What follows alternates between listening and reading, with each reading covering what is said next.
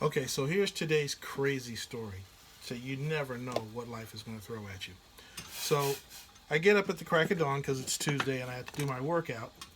And I go do my workout, and one of my friends is at my workout, and we partner up. And we're doing this exercise where you lay down on your back and use the big ropes to pull a sled. So while he's doing that, I go and do another exercise, and lo and behold, he pulls the sled right into his head. So he cracks his head open and he's bleeding. And, we have to sit him over in the corner and put a compress on his head. So he's okay, but he figures he's going to have headaches all day. So I drive him home, and we sit and have tea.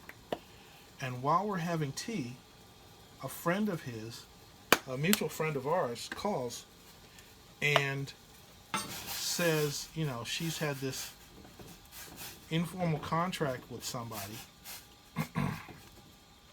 and this person literally sends some sketchy dude over to her house to collect money. And, obviously she doesn't owe anybody money. And so while we're sitting there, my friend with the injured head gets a text, which is a picture of a handwritten blackmail note. Guy says he will be over at 2 o'clock to collect money. Just stupid criminal crap.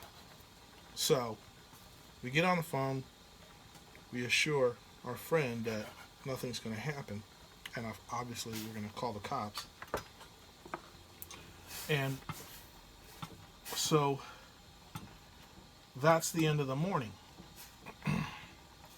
Well, it turns out that my friend's head is bothering him a little bit more than he thought. He's got a big bad headache. And so he can't stay home. So now that he's arranged for this woman to bring her daughter by his house, he's not going to be there because he's got to go to the ER. So now, usually when I get home on Tuesdays, I keep my truck. But this morning, I said, hey, I have my workout. I don't have to do any shopping. I don't have to leave the house. So I give it to my daughter. So my daughter has my truck. And I know she has a doctor's appointment today around 2:30. So now I need to get over to my friend's house because he's going to be in the ER when our mutual friend's daughter is going to come by to be safe from the blackmailer,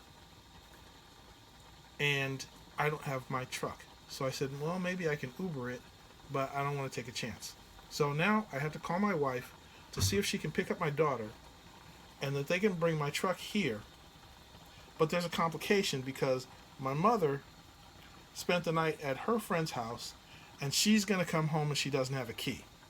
So I got to be here when my mother's here, when my mother gets here, and then get my truck later and then get over there, and it's just nuts.